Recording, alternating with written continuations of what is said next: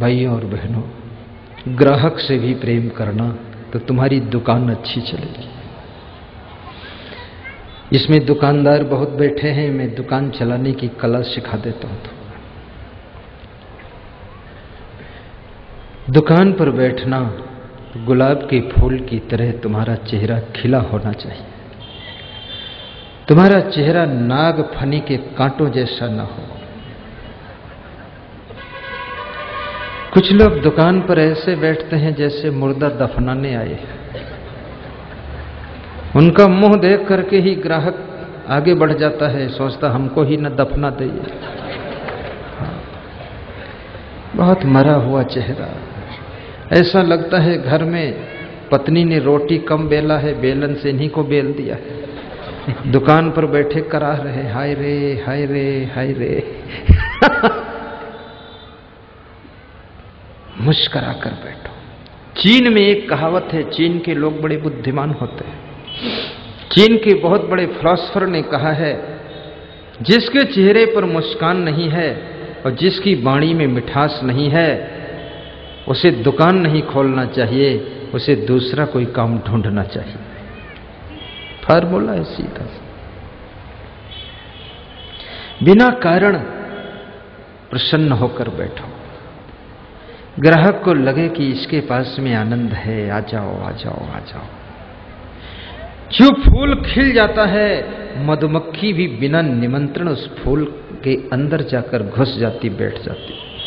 जो फूल खिला नहीं है, उसके पास से मधुमक्खी गुजर जाती, लेकिन उसके भीतर नहीं बैठती है, क्योंकि वो खिला नहीं है। जिसका चेहरा प्रसन्नता के फूल से खिला हुआ है, वहां ग्राहक मधुमक्खी बन करके आकर बैठ जाता है, और जिसका चेहरा खिला नहीं है, सिकुड़ा हुआ है, वहां से ग्राहक आगे खिसक जाता है।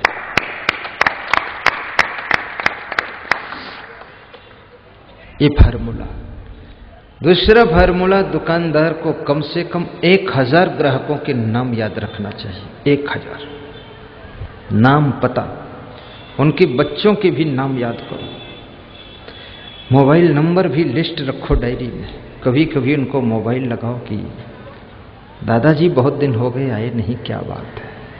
कभी कभी उनके बेटों की शादियों में भी चले जाओ, जोड़े रखो, सफल हो जाओ। अगर राजनीति में तुम सफल होना चाहते हो तो मैं आपको 7 फार्मूला आज बता देता हूं। आज बताऊं कि अगले साल बताऊं? आज। सुबह की हवा 1000 रोगों की दवा। शाम की हवा, शाम की हवा क्या है? शाम की हवा बीमारी का धुआं। शाम को तुम टहलो जाकर के, तो जितना धुआं है, प्रदूषण है, सब नाक में भर जाएगा। ठीक नहीं। सुबह की हवा। सुबह का 2 गिलास पानी अमृत का काम करेगा। मैं सुबह 5 गिलास पानी पीता हूं। सोकर उठा 2 गिलास पीऊंगा, फिर मंजन किया, फिर 2 गिलास पीऊंगा, फिर 1 गिलास पीऊंगा, फिर फ्रेश होऊंगा। 3 घंटे पानी पीने की जरूरत नहीं। बिल्कुल पथरी वथरी, स्टोन फिस्टोन सब खत्म, ना कोई जलन खलन, कुछ नहीं, सब लफड़ा खत्म। भोजन के बाद अगर तुम लघु शंका जाते हो तो गुप्त रोग की बीमारी तुम्हें कभी नहीं हो सकती, गारंटी के साथ बता देता हूं। और सुबह उठ करके अगर 2 गिलास 3 गिलास 4 गिलास पानी पीते हो, फिर दातुन करते हो झुक करके, उसके बाद लेटरिन जाते हो, तुम्हें पेट संबंधी, कब्जियत संबंधी रोग कभी नहीं होगा। पेट साफ रहेगा, माइंड क्लीन रहेगा। किसी भी क्षेत्र में सफलता पानी है तो पहला फार्मूला है कि स्वस्थ रहो, शरीर को स्वस्थ रखो, रोगी मत बनो, थोड़ा कम खाओ, 2-4 बार दिन भर में हंसो, अपने कार्यों की सेटिंग अच्छी करो, डिसीजन सही लो, अच्छे लोगों के साथ में जोड़ो, किसी एक आदमी के बहकावे में मत रहो, सभी पर ध्यान केंद्रित करो,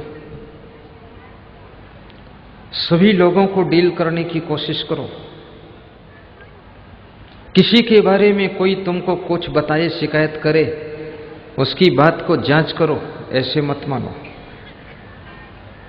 कई मत बनो, कई लोगों के कहने में मत चलो, थोड़ा विवेक करो, सफलता मिलेगी।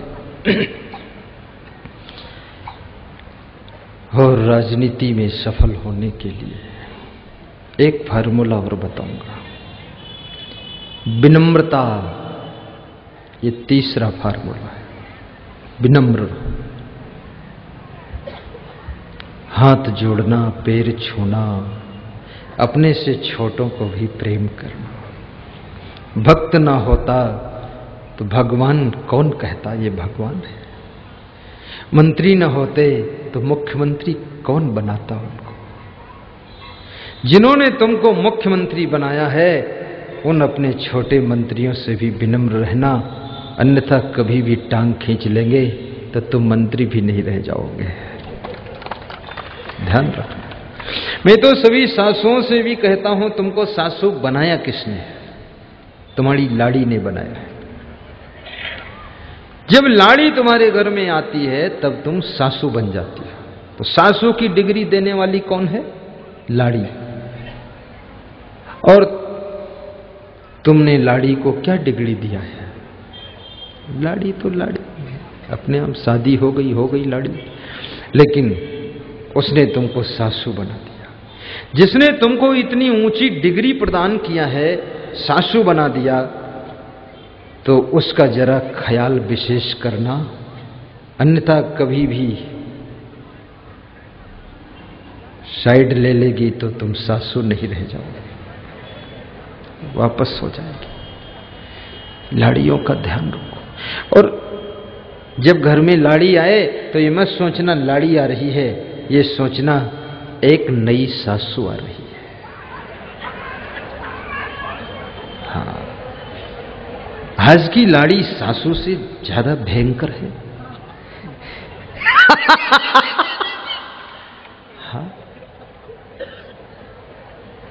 सासू को सांस लेना मुश्किल है। सासू सो पड़ी रहे चुपचाप।